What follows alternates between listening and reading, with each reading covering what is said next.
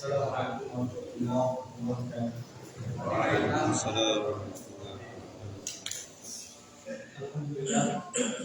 Alhamdulillahi wa kafa. Assalatu wassalamu ala man istafa. Sayyidil mursalin wa imamul muttaqin. Sayyidul mursalin. Qala Rasulullah sallallahu alaihi wasallam, "Man salaka tariqan yaltamisu fihi ilman, sallallahu lahu tariqan ila jannah." Qala aidan, "Man yuridillaha bihi khairan yufaqihuhu fid din." Hadirin jamaah salat subuh berjamaah, Imam Al-Ghazali rahimahullah, mari kita sejenak meningkatkan bahasa tubuh kita.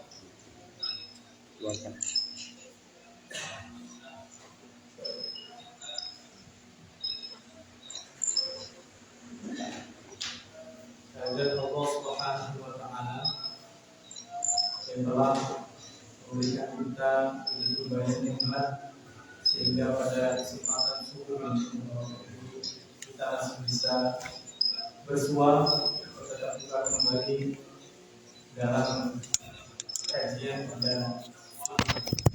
Hadirin yang dirahmati Allah,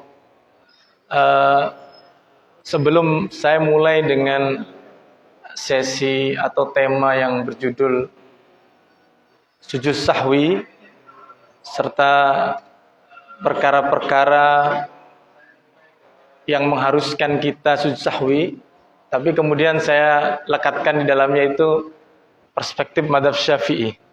Tapi tentu nanti insyaallah pertanyaan atau kisaran lain hukum terkait ini dari mazhab yang lain atau mazhab arba'ah, insyaallah kita akan singgung sedikit-sedikit gitu ya Pak ya, secara singkat dan jelas insyaallah.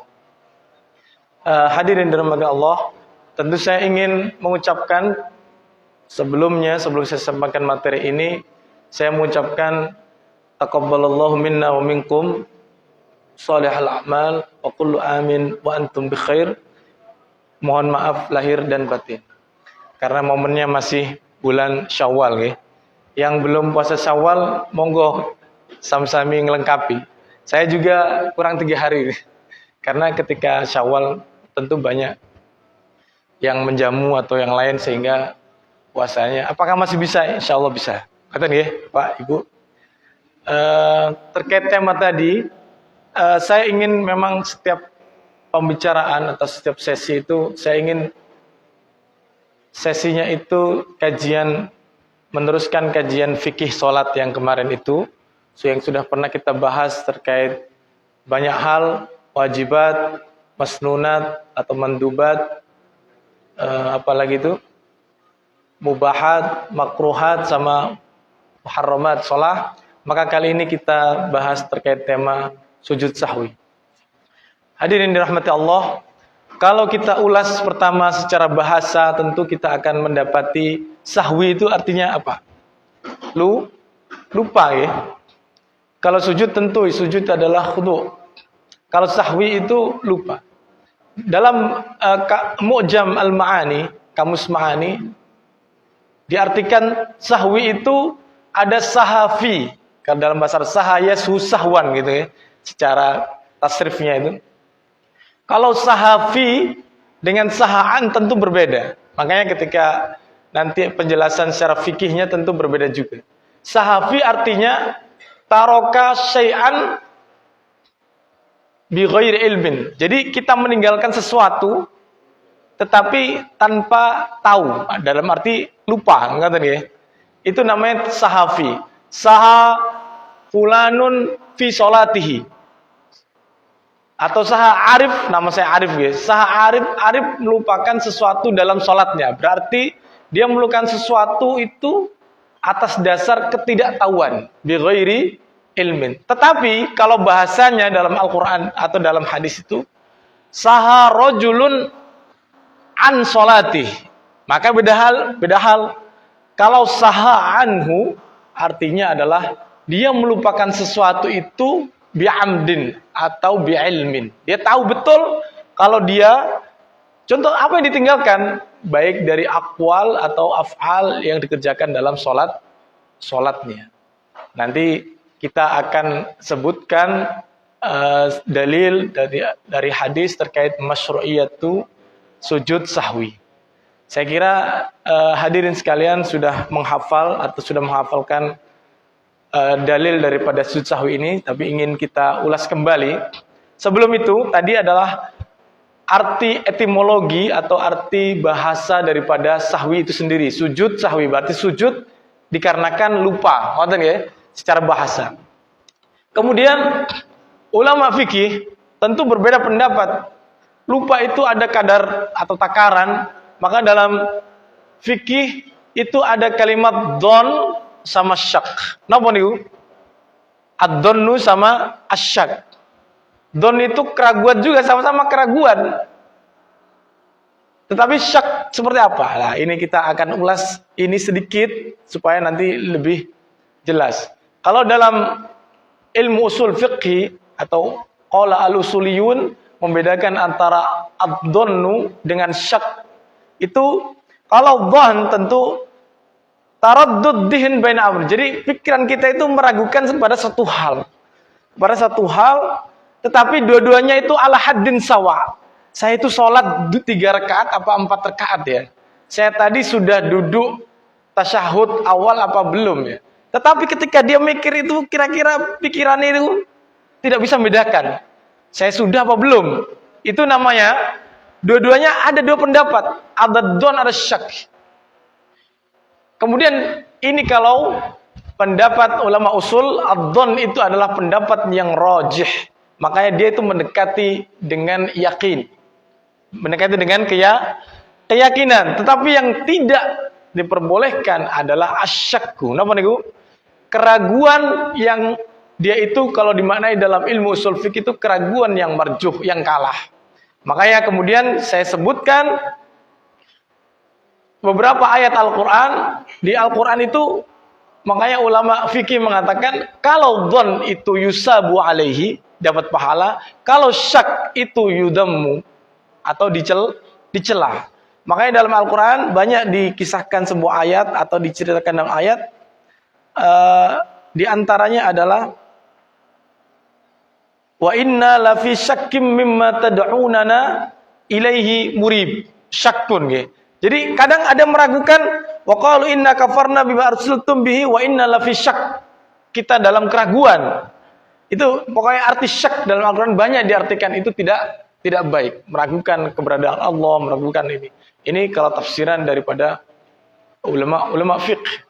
Kalau dhon, tentu dhon ini bisa inni dhonantu anni mulaqin hisabiyah dalam Al-Qur'an. Inni dhonantu anni mulaqin hisabiyah. Makanya kemudian kita memaknai ini kalau ragunya itu kalah, maka itu sudah harus mengulangi atau kemudian melakukan syariat sujud sahwi. Hadirin yang dirahmati Allah. Kemudian barulah kita menyebutkan dalil atas disyariatkannya sujud sahwi. Nanti bagaimana hukumnya menurut mazhab Syafi'i, menurut mazhab Hanafi, Maliki, Syafi'i atau Hambali, nanti kita akan sebutkan sedikit-sedikit, simple dan jelas insyaallah. Hadirin rahmati Allah, tentu kalau kita membahas terkait sujud sahwi perspektif atau pandangan mazhab Syafi'i, tentu kita akan melihat beberapa kitab At-Ta'dib atau kitab Al-Um fikih mazhab Syafi'i. Di situ tentu dalam sebuah hadis yang di sini juga jadi pedoman disyariatkannya sujud sahwi itu dikatakan, hadis ini diriwayatkan oleh Abi Sa'id Al-Khudri. Beliau berkata bahwa Rasulullah sallallahu alaihi wasallam bersabda, "Man syakka fi salatihi." Ya kan bahasanya apa nggih? Syakkun. Barang siapa man syakka fi salatihi, meragukan dalam salatnya, meragukan salatnya, as-shalla salasan am arba'an, apakah dia itu salat 3 rakaat Apa 4 rakaat? Tentu ini sholat duhur atau asar, sholat yang 4 rakaat. Kalau subuh mungkin asolla isnen om wahid gitu ya, tapi dalilnya adalah di sholat yang 4 rakaat. Dia itu sholat 3 atau 4. Maka kemudian hadis itu falyatrahi syakka, maka hendaknya dia itu menghilangkan keraguan tadi itu.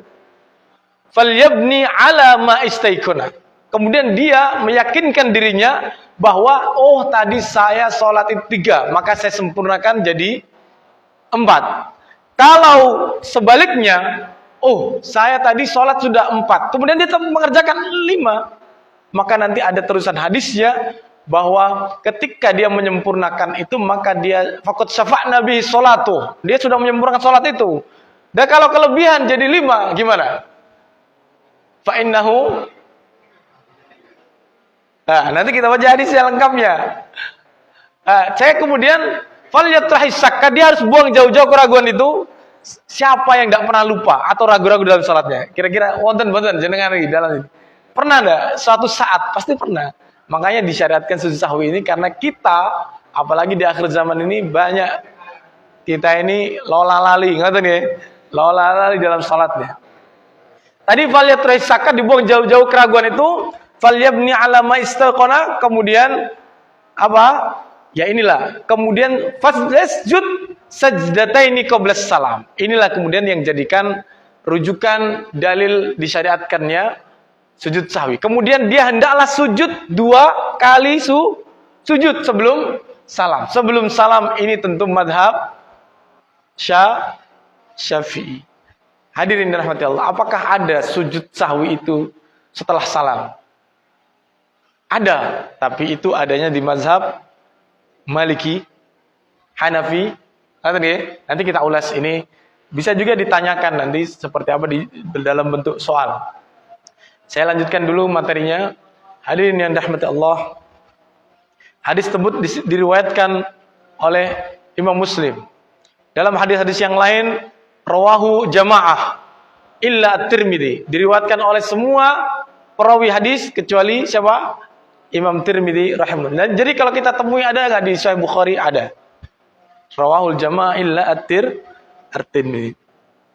Adalah dia tadi buang keraguannya, kemudian dia hendaklah sujud 2 kali sebelum salam.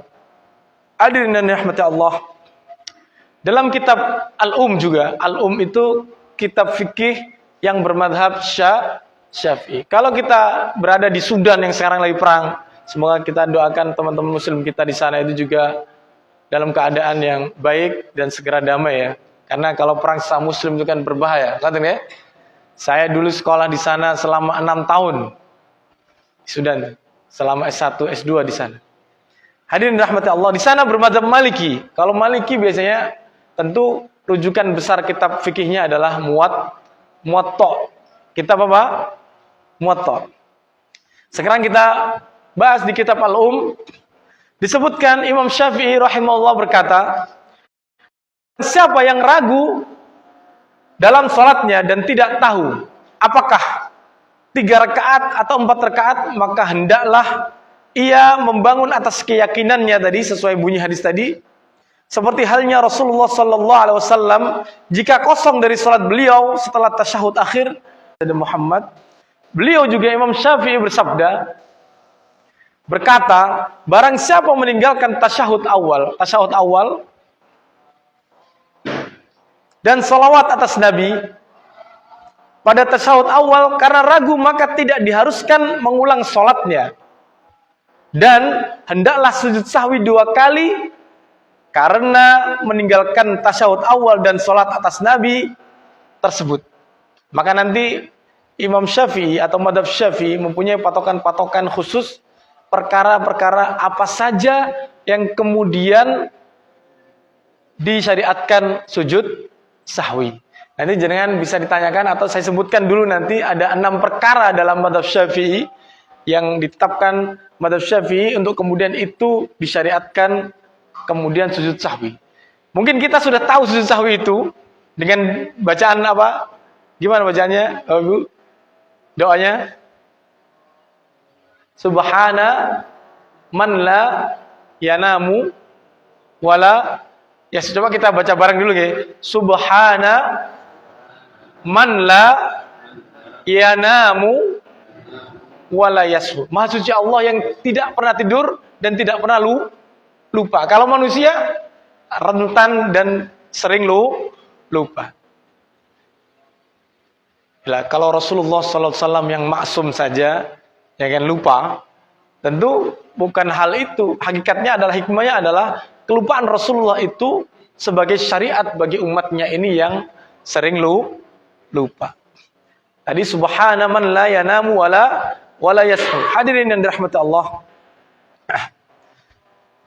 Saya akan menyingkat materi ini, kemudian di akhir supaya nanti ada banyak sesi pertanyaan. Sebenarnya apa saja yang kalau kita lupa itu kita wajib atau sunnah, atau hukumnya juga nanti wajib atau sunnah muakkadah atau sunnah, atau di antara tiga hukum ini kita bahas setelah ini.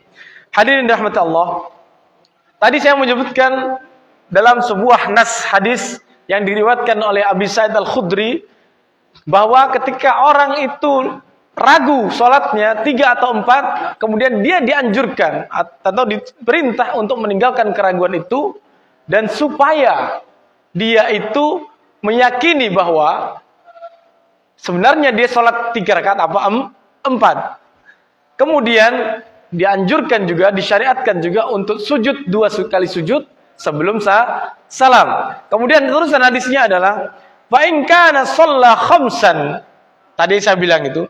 Dan apabila seorang musolli tadi yang sedang ragu tadi, sholatnya itu sampai 5 kali, maka dalam hadis ini dikatakan syafa'na bihi sholatuhu. Sudah kita lengkapi sholatnya tadi. Tidak perlu khawatir. Kemudian wa in kana, dan apabila sholat itmaman, melengkapi 4 saja, kana targhiman lisyaitan, maka dia sudah menipu setan. Karena ragu itu yang membesikkan keraguan dalam diri kita masing-masing itu adalah setan. Seperti halnya saya itu sholat kentut apa enggak ya? Maka jelas dalam standar hadis, kalau jenengan itu tidak mendengar lam tasma' saut wala rihan, belum mendengar suara ataupun bau daripada kentut tadi, maka jangan tinggalkan sholat, karena itu termasuk waswasatus syaitan. Seperti halnya sholat, saya sholat ragu. Tadi itu saya sudah baca Fatihah apa belum? Ini termasuk permasalahan-permasalahan seputar sujud sahwi ini nanti ya. Apakah tidak baca Fatihah bagi seorang imam atau makmum nanti membatalkan sholat, ataukah dia harusnya dianjurkan sujud sahwi atau apa? Ini termasuk polemik atau permasalahan-permasalahan di sekitar sujud sahwi.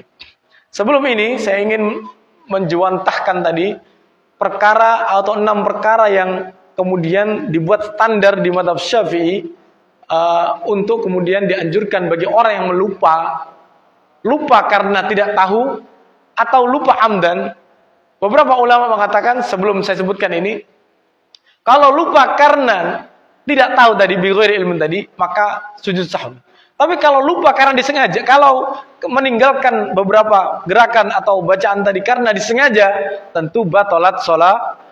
Beberapa ulama sepakat bahwa batal sholatnya. Hadirin rahmati Allah, 6 perkara tadi. Pertama adalah ketika kita kula panjenengan sedaya melupakan tasyahud awal. Pernah enggak?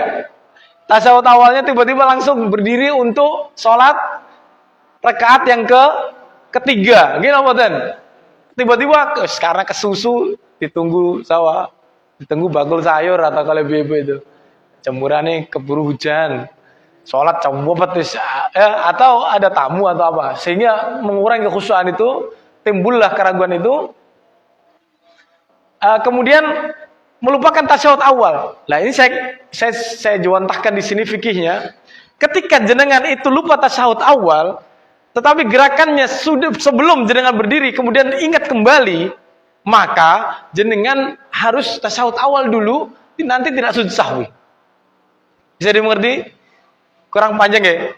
Kalau jenengan lupa tasyahud awal, tetapi sebelum berdiri jenengan ingat kembali, ingatannya tiba-tiba waktu pertama down ya, ingatnya kemudian ingat lagi, datang ingatannya lagi sebelum berdiri tegak, maka itu kemudian diperintahkan untuk tasyahud awal lanjut ke berdiri. Tetapi kemudian apabila sebaliknya jenengan itu lupa tasyahud awal tapi sudah posisi berdiri, jangan duduk lagi untuk tasyahud awal, tetapi lanjutkan sholatnya untuk rakaat yang ketiga.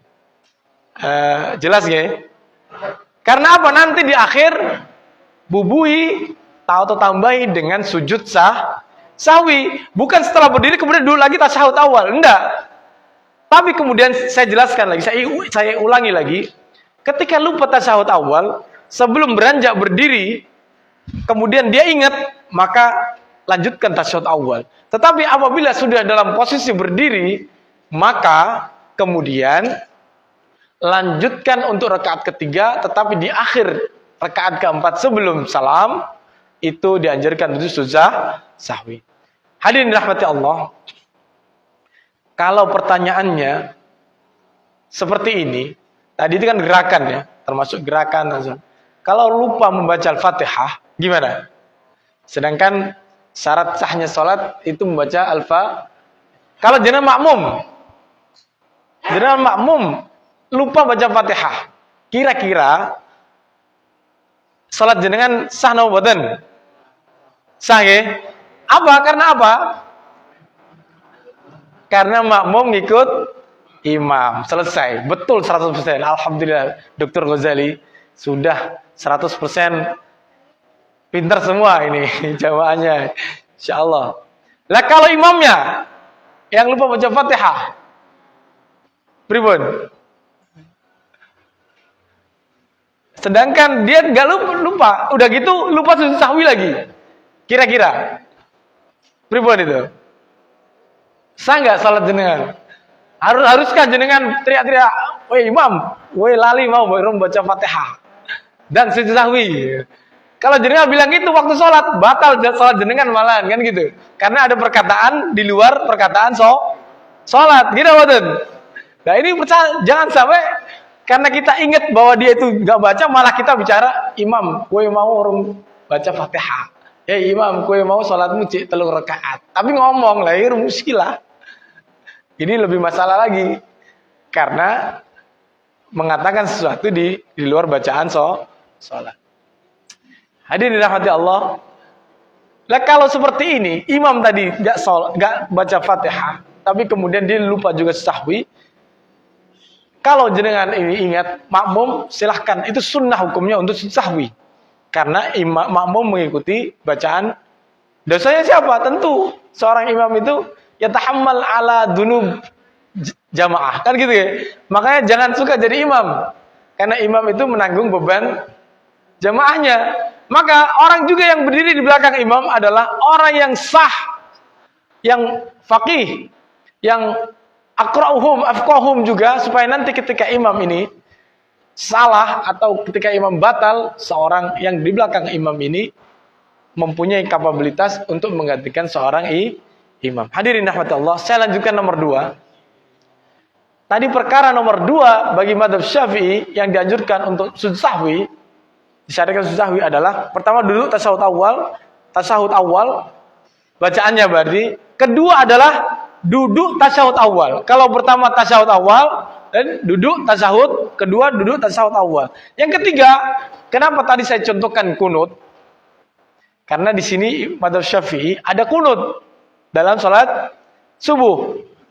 Kunut subuh dan akhir witir pada pertengahan kedua dari bulan Ramadan.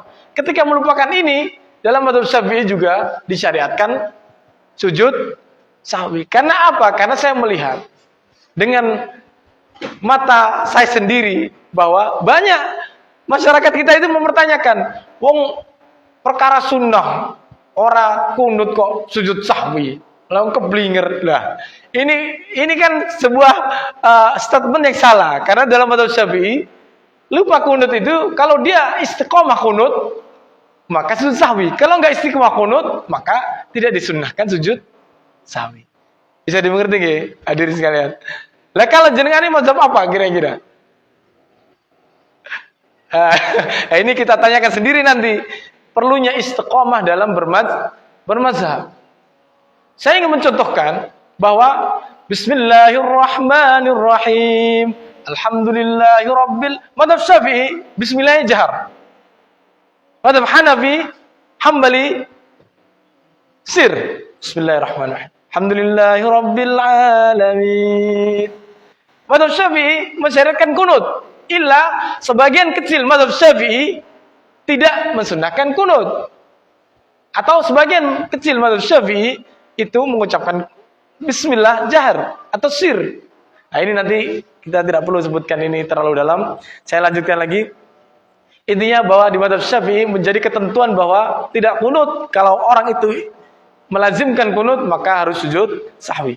Keempat adalah berdiri ketika kunut.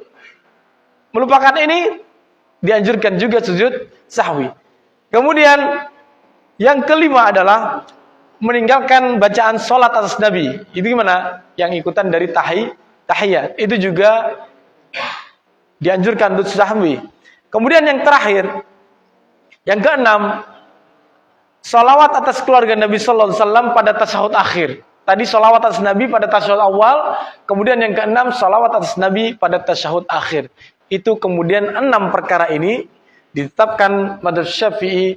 Kemudian ketika kita melupakannya, disyariatkan untuk sujud sahwi. Di luar daripada itu, hadirin sekalian, ketika bacaan yang tidak disebutkan ini, bacaan Fatihah, kemudian bacaan surat, lupa membaca surat setelah Fatihah, apakah juga sujud sahwi? Jawabannya, lupa membaca surat. Contoh saya baca tadi surat Al-Ghasyiyah sama surat apa tadi? Yang pertama tadi apa? Al-Insyiqaq, Idzas Sama'un Syaqqat. Ketika saya tidak baca ini, apakah saya sujud sahwi?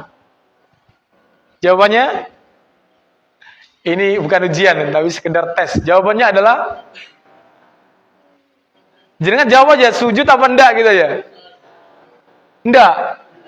Enggak.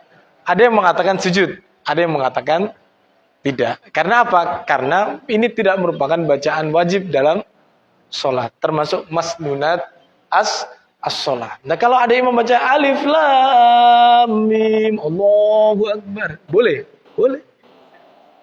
Satu ayat. Kan gitu ya. Atau tiap subuh melazimkan al-ikhlas terus enggak apa-apa. Kan karena masnunat as-sholat. Kalau ingin mentadabburi ini tentu mencari fadilah atau keutamaan yang lain. Hadirin dirahmati Allah, bacaan tadi sesuai yang diterangkan juga oleh Imam Dr. Wahbah Zuhaili. Bacaan ketika sujud tadi adalah subhana man la yanamu wala yashu. Sekarang hadirin sekalian, saya ingin sisipkan sedikit sebelum kita tutup. Hukumnya bagaimana sujud sahwi ini? Saya sebutkan secara urut. Madzhab Hanafi lupa, tapi tentu perkara-perkara yang berbeda. Dari 6 perkara yang saya sebutkan dalam madzhab Syafi'i tadi. Tetapi secara hukum, saya menyebutkan secara hukum bahwa madzhab Hanafi mengatakan sujud sahwi itu hukumnya wajib. Kenapa? Wajib. Madzhab Maliki sujud sahwi itu hukumnya sunnah muakkadah. Apa? Sunnah muakkadah. Bisa jadi wajib kalau dia seorang makmum mengikuti imam. Kalau imam sujud sahwi, maka wajib makmum mengikuti sujud sahwi. Beda hal ketika imam gak sujud sahwi, makmum sunnah sujud sahwi ataupun tidak sujud sahwi. Kalau madzhab Syafi'i, madzhab kita atau madzhab saya atau madzhab jenengan juga, ya. Madzhab Syafi'i dia sunnah. Sebagian kecil madzhab Syafi'i mengatakan itu wajib kalau seorang makmum dalam imam mengikuti imam salatnya. Tapi kemudian yang masyhur adalah sunnah. Kalau madzhab Hambali itu antara 3 hal tadi. Fi hinin dalam kadang-kadang menjadi wajib, kadang-kadang menjadi sunnah muakkadah, kadang-kadang menjadi sunnah. Itu bisa kita dapati ilmu ini dalam kitab fikih al-madzahib al-arba'ah karangan Imam Al-Juzairi, dan juga bisa kita dapati dalam kitab fikih wa Islam wa adillatuhu karangan Imam Wahbah Az-Zuhaili. Hadirin yang dirahmati Allah, kalau bagaimana terkait sujud sebelum terakhir, bagaimana sujudnya itu caranya atau kaifiatus sujud sahwi, maka Imam Syafi'i sujud sahwi itu 2 rakaat sebelum salam. Okay? 2 rakaat sebelum salam dengan bacaan tadi subhana man la yanamu wa la yas'ud. Bagi mazhab Hanafi itu ba'da salam. Apa? Ba'da salam. Imam Malik ada 2 hal. Bisa qabla salam, bisa ba'da salam. Qabla salam itu ketika kurang. Tadi ya, ketika keraguannya itu 3, kemudian digenapi 4, itu namanya kurang. Keyakinan yang kurang itu bagi mazhab Maliki itu sujud sahwinya sebelum. Nah, kalau kebanyakan itu sujud sahwinya setelah salam. Saya tutup sampai penyampaian materi saya pada pagi hari ini. Saya buka beberapa termin pertanyaan. Kalau tidak ada pertanyaan nanti saya tutup karena takut menjawab ini yang mengisi materi. Kalau ada pertanyaan monggo ditanyakan. Kalau tidak ada maka kita tutup sesi kajian kultum pada pagi hari yang berbahagia ini. Saya akhiri. Assalamualaikum warahmatullahi wabarakatuh. Seandainya ada pertanyaan, kalau tidak kita ngopi bareng, gitu nih ya. Ada ibu-ibu, bapak, atau yang membuat jenengan ragu dalam sholat atau apapun itu. Kalau tidak ada, nggih, Pak. Cara sujud sahwi itu jadi gerakannya itu menggunakan takbir. Nggih, takbir. Dimulai takbir. Allahu Akbar, kemudian sujud dua kali. Betul, Pak. Tanpa baca tasyahud awal. Jadi 2 kali itu diantara lagi kemudian tasyahud lagi tanpa kemudian diiringi dengan tasyahud lagi. Karena sebelumnya sudah tasyahud. Ngerti nggih? Caranya. Lah ini kemudian kalau kita korelasikan lagi, kombinasikan lagi, ternyata semua bab-bab fikih ini arahnya kepada yang tujuan pertama kali kita bahas itu. Al-khusyu' fis shalah. Kemudian kalau kita mengetahuinya, kita tidak ragu. Tadi saya sholat batal nggak ya? Saya berdiri belum tasyahud awal. Saya lanjutkan aja, apa saya mulai lagi sholat?